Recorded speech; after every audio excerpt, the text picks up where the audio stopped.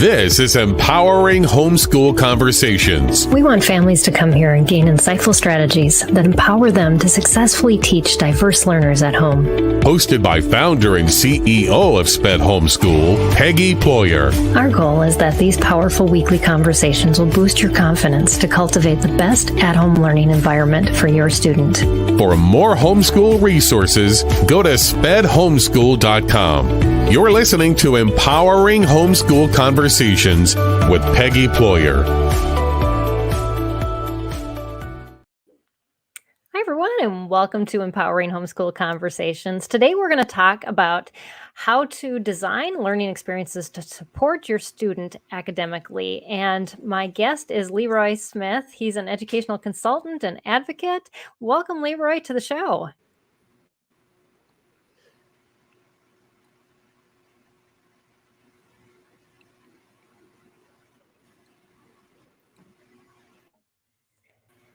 Having a little bit of trouble with internet, but hopefully it'll work out because Leroy has some incredible information to share with you. So welcome.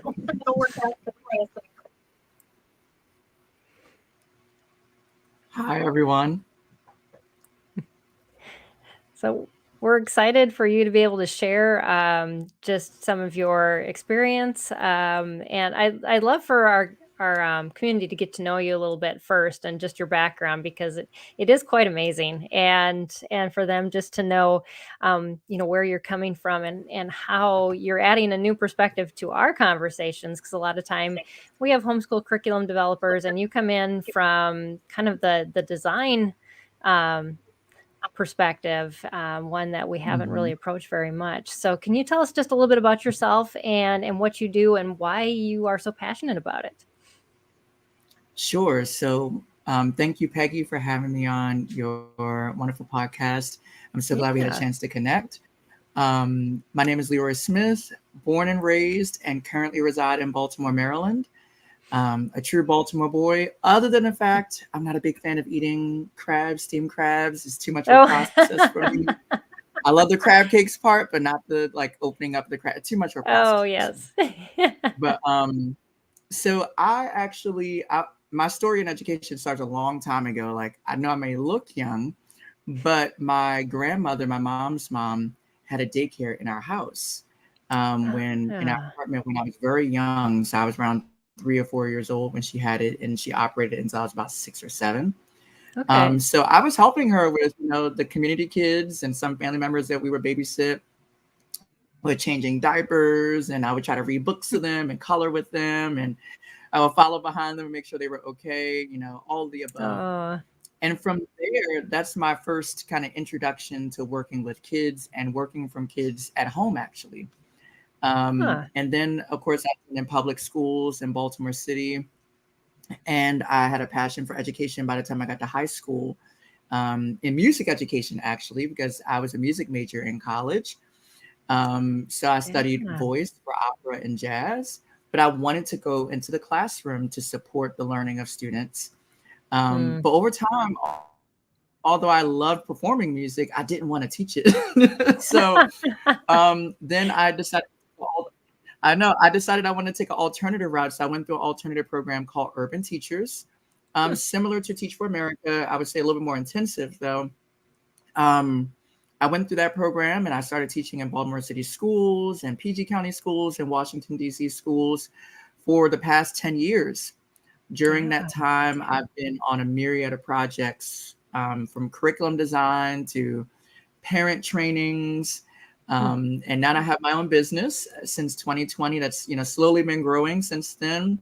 Called Realize Curriculum Solutions, where I support families and educational professionals with curriculum solutions that are designed for their learners, of all backgrounds and ability levels. And also I do some trainings and I advocate for our kids who have disabilities or suspected disabilities. So that's what got me here. And what got me into education was because I saw the disparities between my brothers and I. My brothers were in special education, and so was I at one point, but they had misdiagnosed me. And then I went into gifted education shortly after that. And I saw the vast difference between the education my brothers received and what I received. And we're all adults today, and they're still struggling in their adult Wow. lives because of the disparities they received in their educational experiences versus mine. And we went to pretty much the same schools from elementary to middle, and Hmm. I had such a different trajectory than they did. And so I wanted to stay in the education space to ensure that not one student goes through those disparities that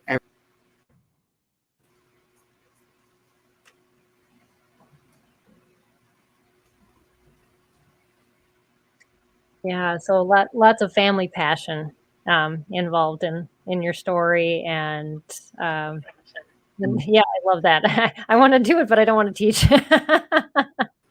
uh, it's yeah, but it seems to come around, and you do have such a passion for the students and their learning. So so that's exciting.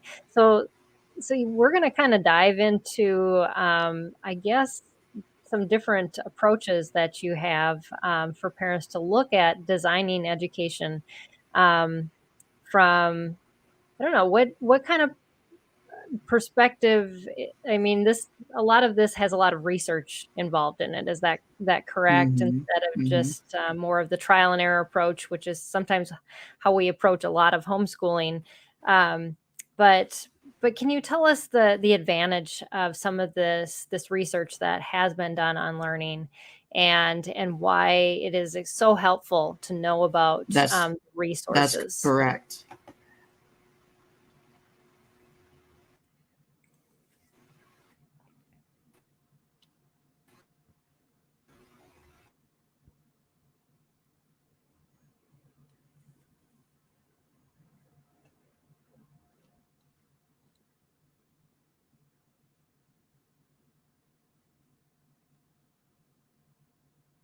Oh, I'm hoping that Leroy comes back.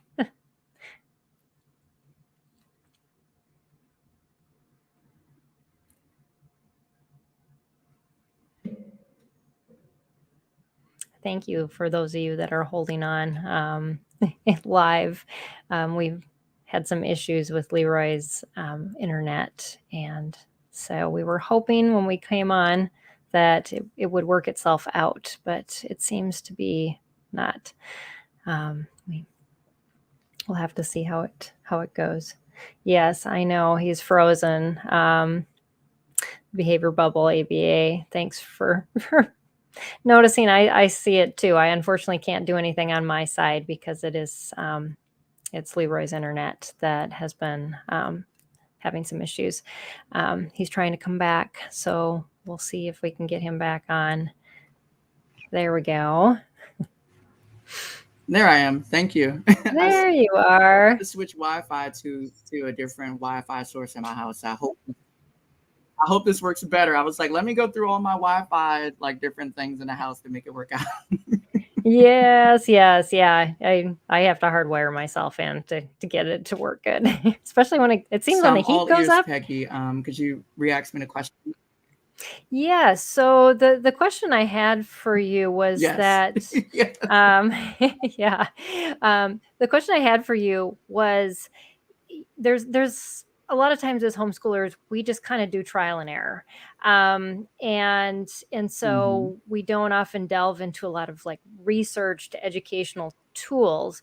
And I know a lot of things that you want to share with us are kind of from that meth looking at it from we've looked at things that really work for these learners who are kind of on the fringes. And so why is it helpful for educators and parents especially to use these types of research developed tools? What advantage does that provide?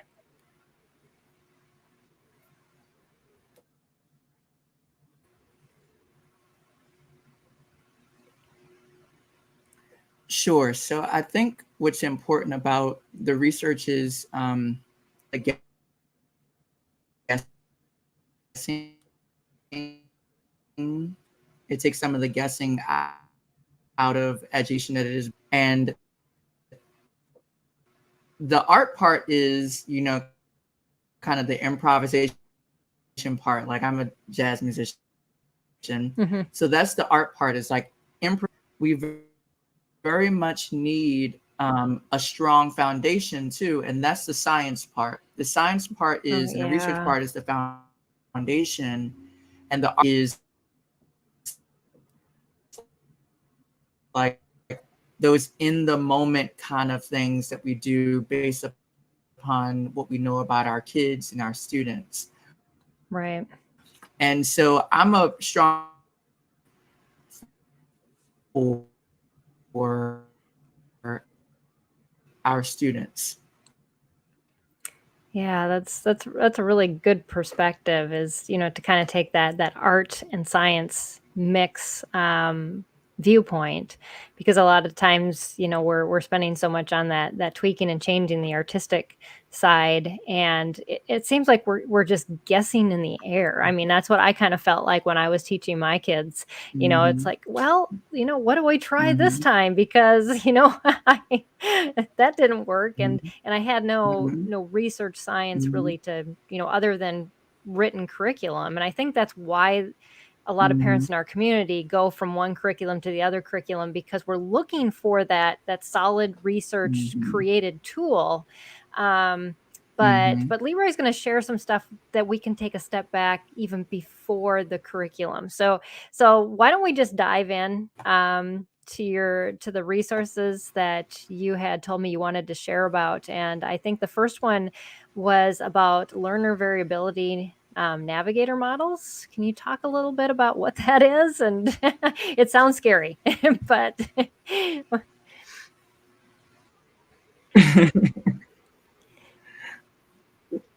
Well, just, just for that, for the learner variability, the research is just that um, and purpose you're trying to use it for. And there's a difference of the kind of flour that you would use to, make a souffle versus the kind of flour you would use to make a ciabatta bread. And so okay, if yeah. we think about learners in that way, like there's a variability of learners out there and how they learn particular curriculum. And I love this research because it applies to all curriculum. It doesn't just apply to this curriculum versus that curriculum, which I think Mm-hmm. is one of the traps of curriculums, is that, we think that there's going to be this one all solution in this one curriculum. And we can Right. really make any curriculum work for any child, no matter what it is. If we know a Yes. little bit about the science and how our children learn and what things and what strategies can we embed within that curriculum to really Mm-hmm. maximize their learning. So I always tell people who are in the homeschool space, don't burn all your money buying a new curriculum every year. Amen. Really Yes. step back and think to yourself, what kind of skills and what kind of strengths and skills do my kids need to develop, and what's out there in terms of research that can help me maximize the curriculum I already have. Because one, it saves you time, money, and energy. And as Yeah. a homeschooling parent, that's huge: time, Right. Yeah, energy, and money. exactly. You got little And of all of so it. that's what this learner variability project is. Yeah. Okay. Yeah. And the Yeah. learner variability project is just di- dif- different learners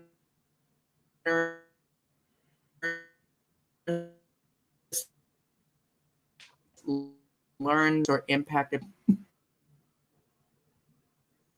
Yeah. So Leroy shared some websites with me, and I'll make sure to put those in the description I'm of gonna this close out of it. interview. Yeah. Let me see that looks. Are you So there? Peggy, I'm gonna ask if Yeah. is there a way that you can pull up the link to the learner variability tool, that navigation tool for us to see, because I I cannot should access be it able without to. crashing the screen. Yep. No, I should be able to do that. Let me look here. I'm going to open that, and then I'll share that tab. Awesome. And this would be great, Peggy, too, because we can kind of like trial and demo this tool with people live, so they can kind of see how to maneuver around with it. Got it. Let me see if I can minimize this just a bit here.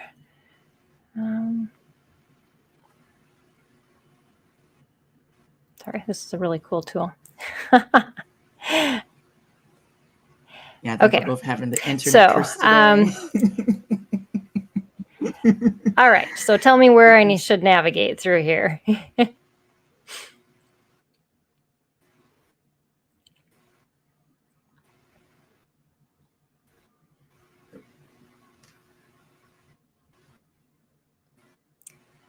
And if you want to look and kind of go along with us, I will put the website up here. It's kind of long, so we'll make sure that it's in the description for the video It's still as well. appearing on my screen, so it looks like it's still loading. So let's see what happens. Okay. Okay. Yep, it's already up on the full screen I see the here. link there.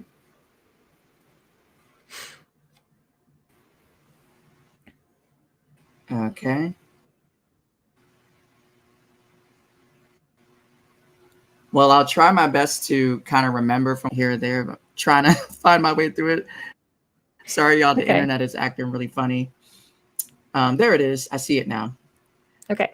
Alrighty. So let's kind of work through the different domains here.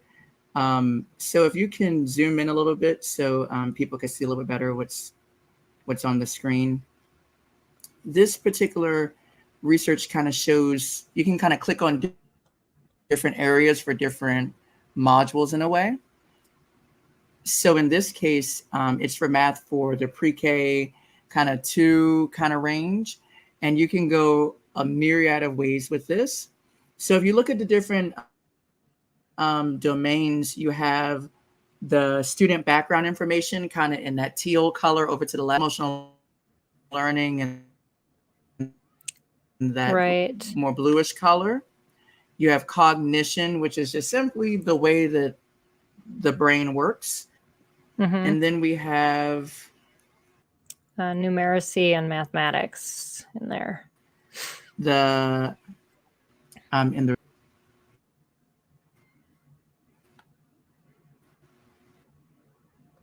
yeah, and this is all related to math, pre-K to 2. So it's the numeracy and mathematics. Sorry, that's as big as I can get it on here. Knowledge part of. Yeah. Oh, that's fine. A little bit bigger. With this tool, you can look at different areas. Like if you have a young learner at home, you can look at these different areas to support the learning in whatever curriculum that you have. So for example, if you scroll back up, Peggy, it'll say strategies, just a little bit above it.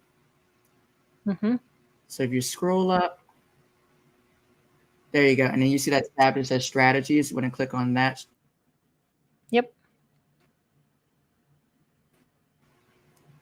Some strategies appear, and it's a whole list of strategies. You can use these strategies in any curriculum that you want, but let's figure out how to use this tool to make it work for your kid. So you see in the left-hand column, you see the factors that were listed before, and there's like a little checkbox next to it. This checkbox is to kind of tap into like, what are you really trying to get out of that experience for your kid? So let's say we're looking, let's say, Peggy, let's think about one of your kids. And let's look at that first category of factors for student engagement. Which one of these categories would you like to explore for some strategies to help out your kids at home? Physical fitness. Too much time on the computers. Physical fitness. So let's click on that box. Okay. Let's click on that little thing. And what it's going to do is it's going to start to filter some of these strategies out for you. So then when you look at the strategies, you have some more resources. So let's scroll down to now social emotional factors. Let's scroll down a little bit. And let's look at okay, there we go. So let's look here at social emotional learning. Which one of these factors do you want to learn with the physical development? Let's do motivation. It's always a good one to match with that.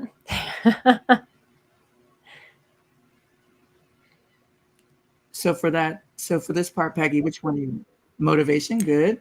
And as you Yes. see, it's starting to filter some of the strategies for you. Right. Let's go to Yep. cognition So now it's down now. to 24. Now, imagine Okay. this is now we're getting into like how the brain works. Mm-hmm. So now, what do you want to do for cognition? Is it memory? Is it what kind of things do you want to focus on? Let's do cognitive flexibility. Nope, I think I took them all. Nope, there's 6 left. Since they'll be doing some physical movement. Cognitive flexibility. And as you see, it's starting to filter even more for math. If you scroll all the way down to the bottom, to the red, you'll see we'll get a few more factors. Mm-hmm. Alrighty, so now let's think here for math for our young learners with all the things that you want. What's the thing that you want them to get out of the math? Like what content do you want them to learn? Is it fact retrieval? What do you really want them to do here? You can just find one and click on it. Sure, we'll do fact retrieval. See if there's 1 left. Okay. And if you scroll up, you see it right there. It gives you one. This is great because it kind of eliminates the guessing for you. So if you click on these different factors for what you want your kids to learn in the curriculum, it'll give you tips. And if you go over to Math Centers, you can click on Math Centers. And when you click on that, it'll show you some of the strategies that you do. It'll give you an overview. Even gives you and it'll give you some examples for very cool. the strategy in your classroom, whether it's at home or whether it's at school. And it tells you about the different factors that it supports for learning. So this tool is great, especially when you're working with any kind of curriculum. You can really kind of break down what is it that you want to teach in that curriculum, or how do you want to approach that for your student who may learn differently on that particular topic or that particular content. And it takes the guessing game. I was like, oh, for young learners, because this is the pre-K 2, like really young learners for math. This is the way that they're suggesting at home. And these are things that are pretty, like if you go on Teachers Pay Teachers, you can find some free math centers.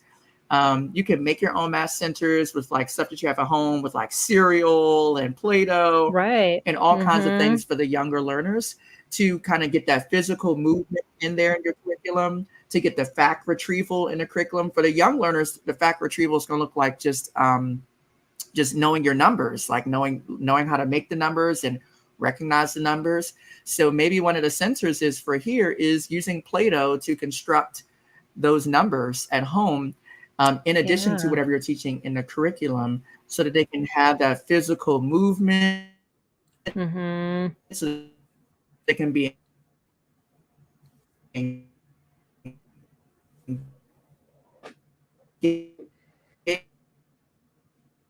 more, so that there's some cognitive,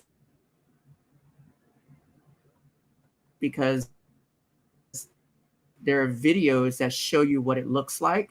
Now these videos show you what it looks like in like a school classroom, but you can take whatever you want out of that video and try to replicate for you and your kids at home. So this is a great way to look at the different variability of learners. I'm going to stop there. Are there any questions?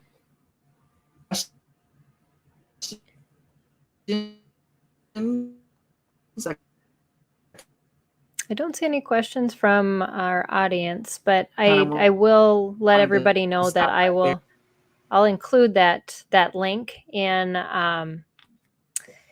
I'll include the link in our there we go, in the description, so you can go there and you can click on those different factors and kind of do that for yourself too, just kind of what Leroy walked me through. So I don't know what else they want me to do.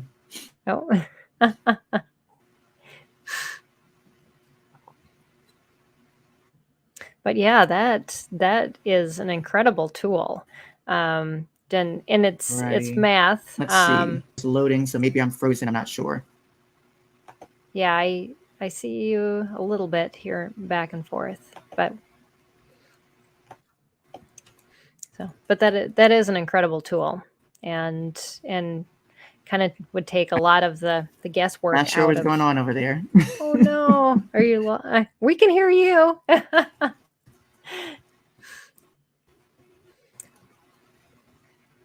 But sorry about all the technical issues. Leroy has some great information to share, and this is just it's making me so sad that that it's been so difficult to connect. Alrighty. Because he's got 2 more Okay, websites that he wants now to I can share with see and us hear as you. well. Oh, awesome. Sorry, I know it's been an internet day. Yeah. Yeah, But I'm back. Sorry about that, everyone. no, I've done that's all the okay. things that I'm supposed to do. I I switched to a different know. router. I plugged into the router with my Ethernet cord. Sometimes. So like I Yeah. said, that website is great, the one we just went through, because Mm-hmm.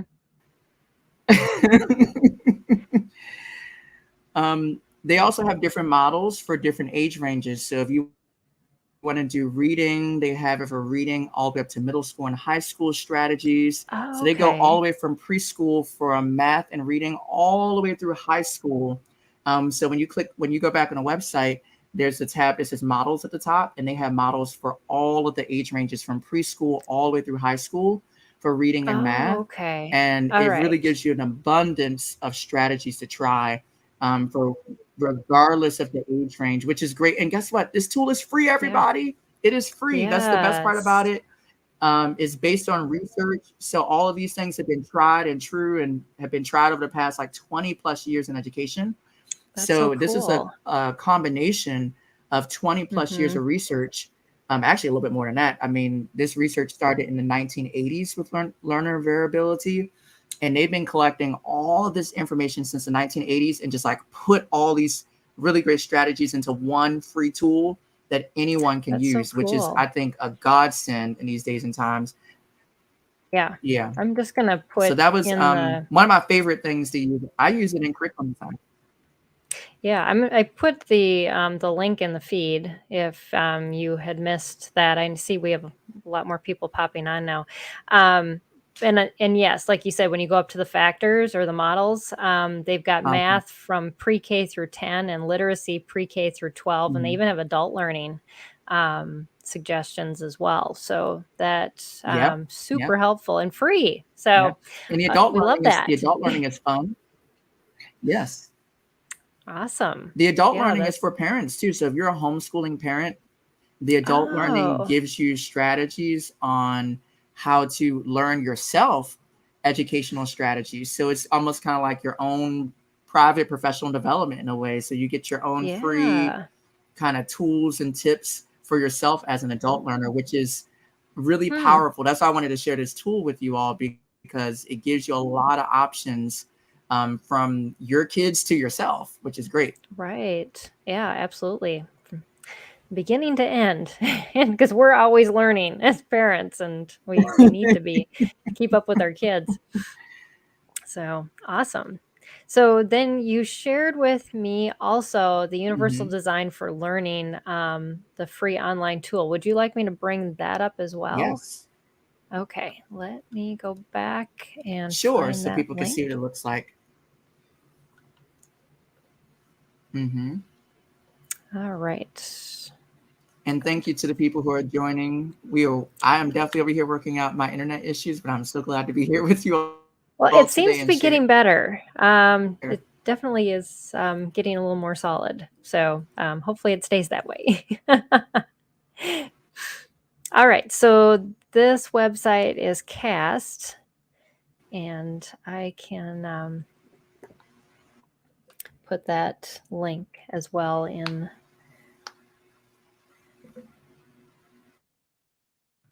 comments. That'll go back onto We are. Facebook and YouTube. So this is by the CAST So these online tools are provided by the CAST organization. They're the researchers and the organization behind Universal Design for Learning. And I'll simplify it Um, it's a term that's used is about anticipating potential experience in their learning processes or in the classroom. And universal design for learning is great, especially for kids who have disabilities, because and voice to our students to really keep them engaged, to see different means of how they represent their own learning and how they express what they're learning and take action in their own learning. So this organization is great because, as you see on the top of the right-hand corner, they embed, it's all about accessibility. So if you have kids at home who have communication delays or any kind of things of that sort, a learning disability, autism, this is your organization to go to about accessibility. They can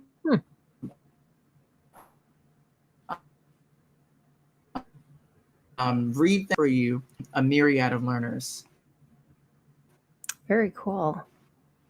So you go into these, then I see one is about an accessible digital reading platform. It looks like most of these are free too.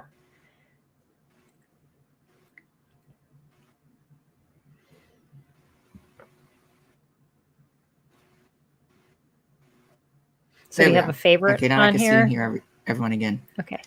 Yeah. So do you have a favorite on here? And if so, why is it your favorite? I actually I like Corgi. That looks cute. Yeah, I actually like Corgi because it's a free, well, all of these are free, by the way. All of these are free software. So I wanted to make sure everything that you all saw today was pretty much free because it's very important for homeschool educators. So the Corgi creates a graphic organizer for you for different kind of things. So if you're looking at cause and effect and you're teaching a novel at home, or you're teaching an informational text about an article, maybe it's about climate change, or maybe it's about, I don't know, anything that's like cause and effect, like starting your car, like energy exchange and things like that. So they give you graphic organizers that you can type in, pre-type in as the teacher, and you can send it to your kids. So if you use Google Classroom with your kids at home, you can send them like a pre-made graphic organizer that they can complete to help them with their writing assignment. This works in tandem with the Learner Variability Project, because CAST and the Learner Variability Project, they actually work together to provide supports for educators all across the world, and especially in this country. And so these tools are about accessibility, but this works perfect for your learners. The Corgi works perfect for your reluctant writers, the ones who, and you probably dealt with it, Peggy, the ones who just like, oh my God, I got to write an essay. I don't want to do this. This sucks. This is too much for me. It's too long. Well, and with this tool, you can kind of pre-make some of the things and pre-fill part of the graphic organizer for them, and have them only fill in the parts that they really need to fill in. And the best part is when you get to the end of Corgi, you can download it as a PDF or a slideshow. So the graphic organizer can turn into a slideshow for the kids. And I've loved using this with the kids because they look at the Google Slides and now it's like in order for how they organize their ideas. So it's great for like presentations. Like if you want to do a presentation on a particular topic, it's great because once you fill out your graphic organizer, it will already give you the Google Slides as a kid. And all you have to do is just go from that straight into your oral presentation. Or you can download it as a PDF, and you can even share it on Google Classroom if that's something that you use at home for assignments or whatever it may be, or in your homeschool collective.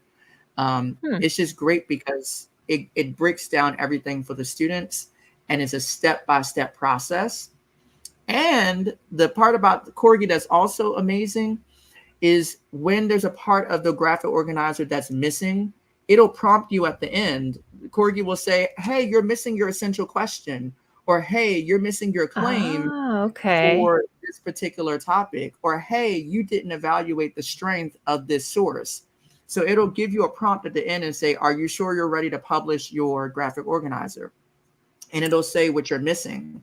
And so then it's great for learners who have like ADHD or ADD, who Right, maybe have and they skipped. did like the middle before they did the beginning.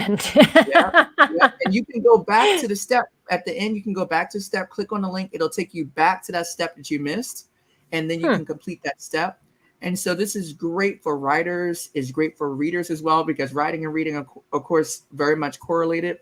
And it breaks down the steps, each and every step along the way. And kids get a really big kick out of it once they see it turn into a slideshow, like I said, because now it looks really official. It's like, oh my gosh, all the stuff I put in this graphic organizer.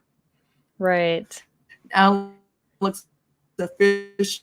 You can project it at home on your TV, through your smart TV, sense of what they just learned or what they really unpacked.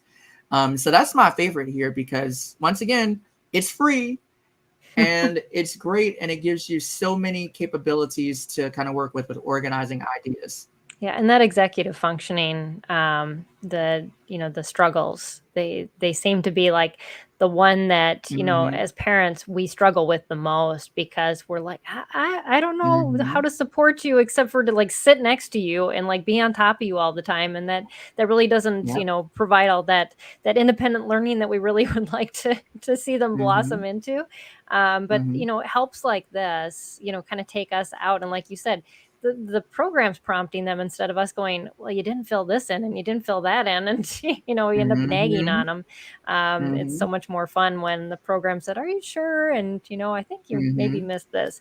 So that's great. And to speak back to the learner variability project that we were just looking at before, as you go through the different models, when you look under, for example, cognition, under those particular factors, they have things for short-term memory, executive functioning strategies as well.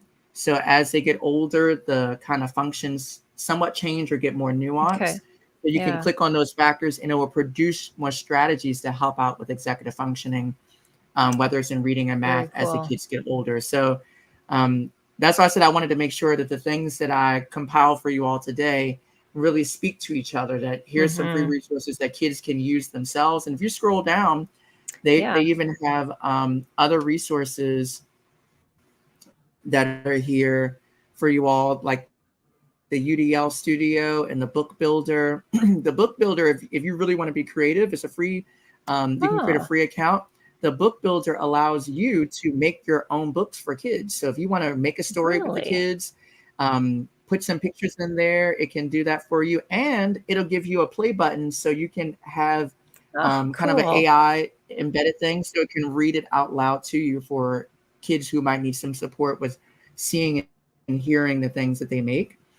Right. So there's some other, like I said, there are other tools here that UDL is really embedded. And remember, UDL is all about like choice and voice. As you look here, you kind of see the other, some of their other products that they've had over the years that support with curriculum and support with math.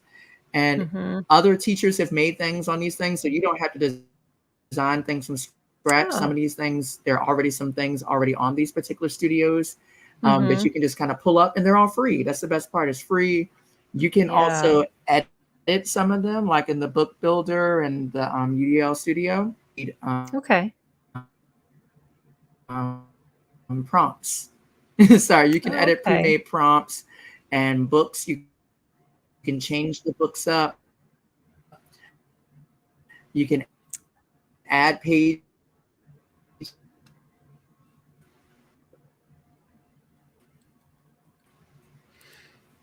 Yeah, this is fascinating. So then, any questions about the UDL? I don't see any on there, but that's a vast Awesome. Are there any variety. questions about this tool or how you might want to use it? No, I think you just kind of have to dig in and figure out just what each of these are for sure. The one that you, the one that you definitely might want to use, like I said, I highly suggest the one at the top, because I know writing is one of the most challenging topics and subjects to teach across age level. Yep. I definitely suggest the Corgi because it's a game changer. I used to use it in my classroom for students who also were learning English as a second language or third language for some students. Yeah. This is great because it just breaks down step by step what we want kids to put into paragraphs or into essays. So that's the tool I would start with first, because writing is a big challenge for pretty much every age range of students. I was at your leisure.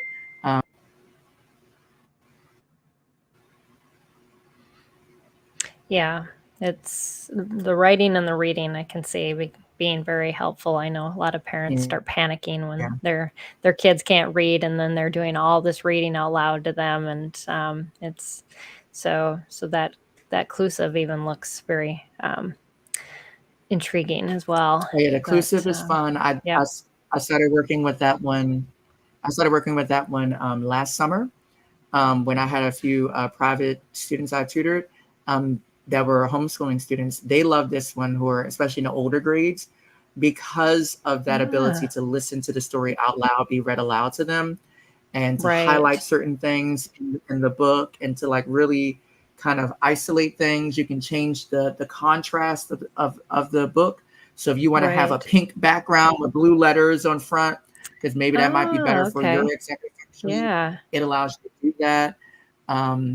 And sometimes they even have questions embedded. Sometimes there are comprehension questions, depending on the text, that are already there for you. So guess what? You don't have to think about comprehension questions. They're already kind of embedded in some of the stories, and they're leveled based upon the age range of the student. Oh, okay. And so it's really a powerful tool as well if you want your readers to read more independently and kind of have something they can do on their own. Right. I know a lot of parents are looking for those types of things, and they have struggling readers who maybe can, do work at that level, but they can't read the material at that level. And so just being able to have that as an extra option for them. And then you sent me some information about also about task analysis. What is that? And what do you want to share about that?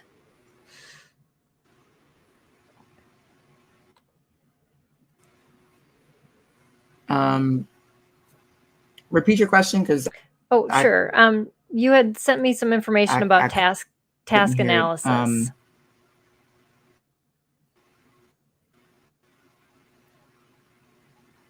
So task analysis. So Peggy, you said I know you said some information. Could you?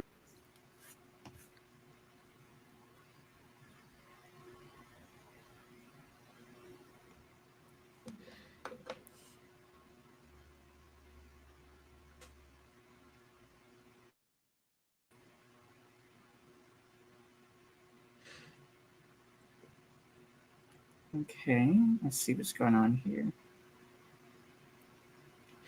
Hopefully we can find out more about this too. Alrighty, I'm back. Okay. I'm back. I'm trying to So you had sent me some things. I'm going back to the email as well. Okay. You had sent me some information. Yes, I did. About I sent some information on task analysis. So what is that?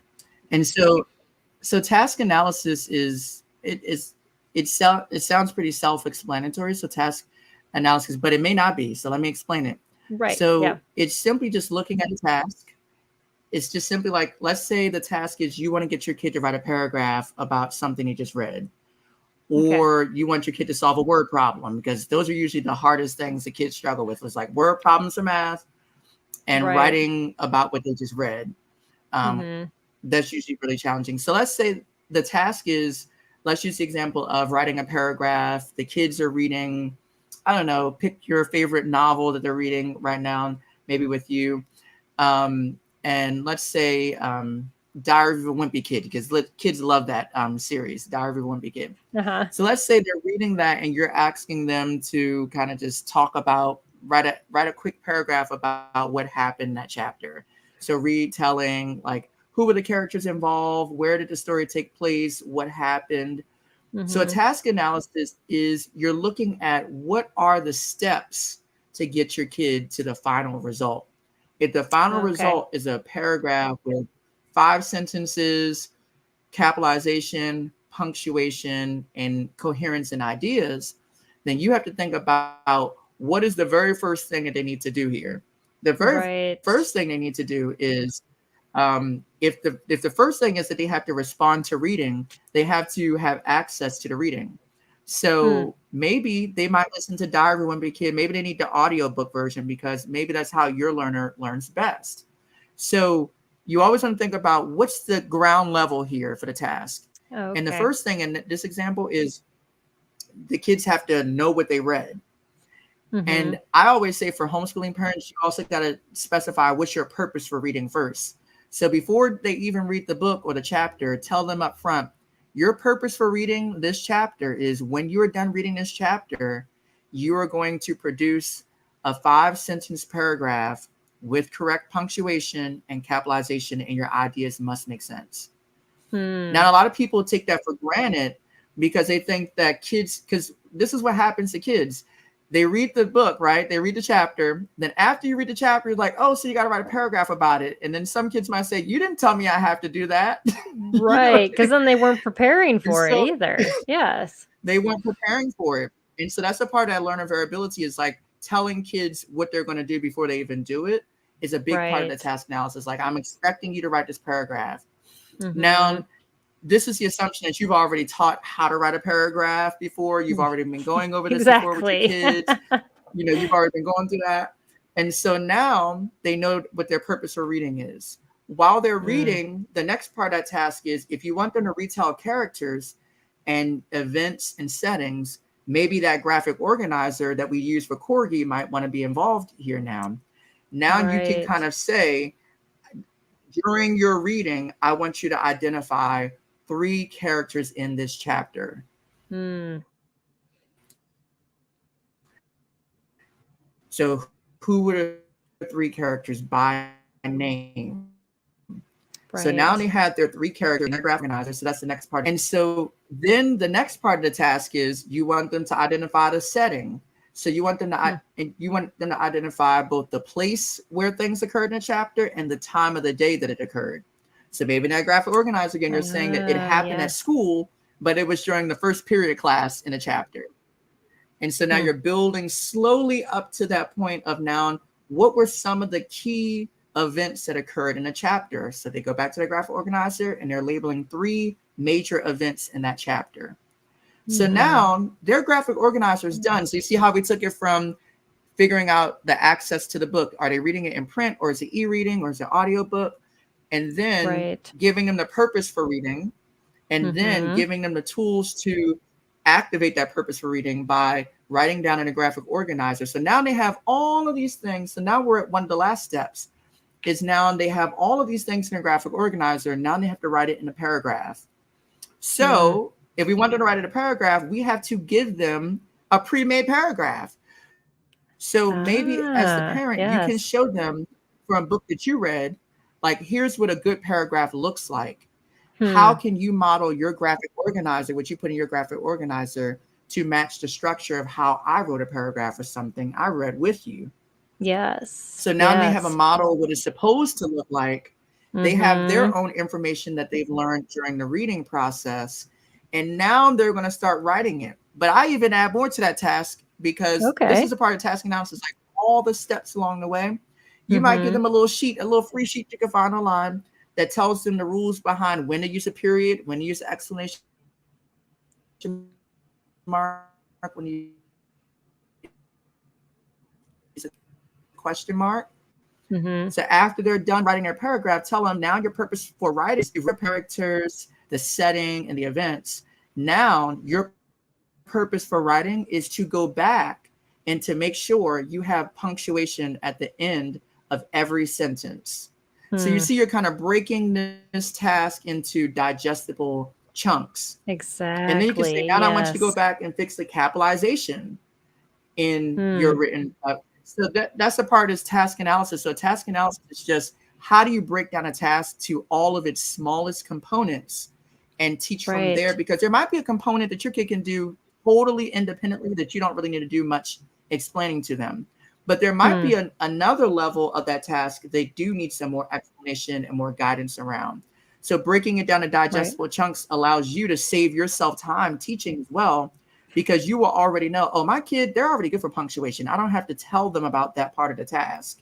So maybe Right. the part that they need help with is just identifying the events in the story that were major Exactly. events. Yeah. And so now that helps you just shorten your teaching and shorten what you're doing in your curriculum, because now you don't have to worry about teaching everything.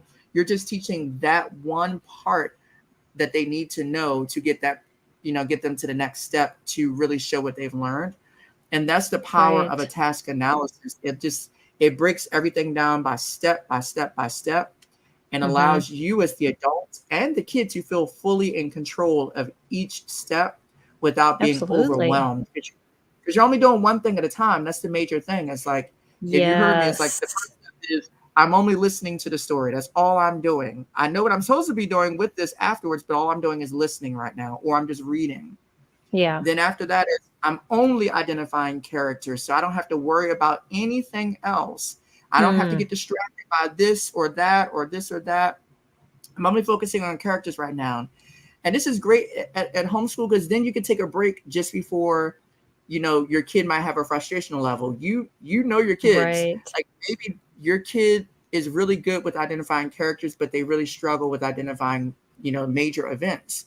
So if you do a task analysis and they're struggling with that particular thing, you can say, let's take a break Yeah. before we get into identifying the events. And it's a good way to say, let's take a break between step 4 and 5, so that Right. you can Yeah. Because you have pause ready. points built in. Yes. You have your pause points built in. It might be a good moment for lunch at home. It might be a good moment for a snack or for exercise, just to kind of Right. break it up. Because if you expect to teach one big thing at all one time, you might see more frustration. You might Absolutely. also Yes. see a reluctance around doing it, or Mhm. struggles around it. But if you say, right now it's 1 o'clock and we're starting our reading this chapter, and all I want you to do right now between 1 o'clock and 1:10 is just to identify 3 characters. That's a Hmm. very manageable thing that a kid Yes. can do, no matter which age level they are. It's very manageable that you're Mhm. identifying 1 to 3 or how many characters based upon how old they are and how much they can handle. Right. Um, it's easier. And then you can say, after that, we're going to take a 5-minute break, because after that, you're going to find a setting and you're going to look Mhm. only at the place for the next 5 minutes. Where did this happen? Was it at the school or was it at home? Right. And so that's the Mhm. power of a task analysis, is it really breaks it down. And this is really great for kids at home who have ADHD, who are on a spectrum. Absolutely. It's Yes. it's perfect for them because they don't feel overwhelmed by everything. It kind of follows that first then language. First, we're just going to look at this, then Mhm. we're going to look at that next, so that they know what's coming up, but they only know right now, and I'm only focusing on this right now. Only So it eliminates responsible some for of the that. anxiety around that as well. So task analysis, and you can find different examples online. I think I left some links. Yes, you Peggy did, might and, want to. I'll definitely share those in the description of the YouTube. Yeah. Um, that's And and then so you look at those yeah. examples. Yeah, they Mhm. give great examples of how to break things down into their minor parts. Because that's what I mainly wanted to do today, Peggy, when you actually come on, is when Yeah. designing these learning experiences, we have to consider who are the learners, like what are their Yes. strengths, what are their interests, what are their needs, and then what's Mhm. out there that's free. Because as homeschooling parents, free Yeah. is one of our best friends. But not only was Yes. free, because there's some things that are free are not the best quality either, or not well researched. That's very true. So, Yes. so that's why I wanted to present you all with some research, evidence-based strategies and tools that are free, that have collected all of these great ideas in education, not only from the United States, but throughout the world. And they Wow. Yeah. filter these amazing things that can really empower your curriculum. So you're not going out saying, okay, I got to buy this other curriculum for this and this one for that and this one for that. Mhm. Is to say, I have this curriculum. Now I have some strategies to break down the task in each curriculum for my kids. Now I Yes. have I had the video strategies to learn Navigator that we did for variability. I have the UDL tools that can help me with like reading or organizing ideas. And I also can look at a task analysis to break things down for my kids, because to be quite honest, you can teach pretty much any curriculum. There's research out there that's saying that you can teach almost any curriculum and you're going to get relatively the same results for most kids. Like that's just the reality, that it doesn't even matter really all of the curriculum that you have, because sometimes your kids are going to get to the same place. It matters how you kind of strategize around which strategies you use to maximize the learning in that curriculum and for your child. That's what's the real important thing. The curriculum is the ground floor, and the strategies of how to break that curriculum down or to elevate that curriculum for your kid is really what's going to make them learn more and get more out of it. Because to be quite honest, there's not much of a difference if you're reading Diary of a Wimpy Kid, or even if you're reading Huckleberry Finn. Yeah, the complexity of the text is different, but the skills are relatively the same. If you're asking a kid to find a main idea in Huckleberry Finn, that's going to be the same as finding the main idea in Diary of a Wimpy Kid. It's the same cognitive process. So the question is, with that learner variability thing, how do you go to now cognitive flexibility, like that button you clicked on, so that now you can have more flexibility and nuance with what you're doing. So applying those skills in a more nuanced and sophisticated manner is really the end goal of learning, is that no matter what you learn, is that you have a level of sophistication in how you learn that allows you to access different types of content that may be familiar or may not be familiar. And that's what really gets you to design these kind of learning experiences that empower students, that you can put anything in front of them and they will feel prepared no matter what it is that you put in front of them. And that's powerful, that you could put anything in front of a kid or yourself, and you can just activate all these skills that you have in your mind and your body and pick it up and just learn it. Like there's no greater power than that, I think. Yeah. And as we're talking about some of these things too, it does take a little bit of setup, but like you said, it's applicable across the board. When you give them, those prompts and those examples, then that's just all baked in for, one story after another story after another story, or one chapter after another chapter.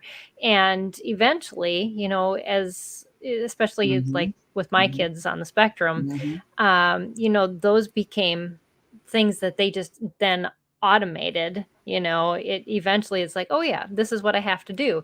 And then that scaffolding can come away. It's not like they're always going to need these prompts, but it's a good way to teach through example, and by not just saying you just have to write this paragraph, now go for it, without giving them the proper supports. Because like you said, that makes them shut down, and then no learning happens at all. Yeah. Well, this has been fascinating. Even college students with some. Oh yeah. Yeah, that is. I was just going to say briefly, even college professors are now at the point that they're doing a task analysis for helping college level students write essays. So I do want to say that this is not just for students who may be struggling, but this is something that can be applied to any learner, because we all learn best from having things in a digestible manner to us. That does, like you said at the very beginning of the podcast, that we don't want to overwhelm people with information. So the task analysis helps, no matter what kind of learner you are, break things down in a way that you can fully absorb it and apply that knowledge. So that's why I wanted to put that plug out there, that it's not just for kids who are struggling, it's for all learners, including ourselves as adults. Yeah, absolutely. Well, this has been just fascinating, Leroy. I'm sorry that the internet was so crazy at the beginning, but I'm glad that we kind of got a good connection as we were talking. And so, but we'll put the information that Leroy shared with me, so all the links that he talked about and some of the websites we went through, so you can go and explore those yourself and use them. Thank you so much for your time. And you're scheduled to come back on the show, I think in October. Thank you. So I am very much looking forward to that. And yes, so this won't be the last you hear of Leroy, because we filled the hour quick. So he's That's just right. got so much to share. Yeah, it was very So quick. yeah, it was very quick. Well, thank you for your time and for just sharing some of your expertise with us and your heart for Thank making you. learning accessible. Absolutely. And I want to thank all of you for joining us. Thank Doug, you so much, Peggy, and I wish everyone a wonderful rest of your day. yeah. And for all the viewers that have been popping in and out, Doug was listening from Cheyenne, Wyoming, and said hi. I didn't get to put that up because we were so busy chatting. Nice. But yeah, I appreciate you all joining And us. And we're going to do another broadcast in a couple days on Thursday, and we're going to talk about science and getting your science out of the textbook and just how you can do that. So you'll want to join us for that broadcast yes. on Thursday afternoon. So thanks again, Leroy. I appreciate you and all that you do and for Thank taking you, time with our Peggy. audience. Yeah, absolutely. Bye, everybody. And we'll see you Thank you. again next time here on Empowering Have a good Homeschool one, everyone. Conversations. Bye, everybody. This is Empowering Homeschool Conversations, provided by SPED Homeschool. Go to spedhomeschool.com to get resources and support for teaching your unique learner at home.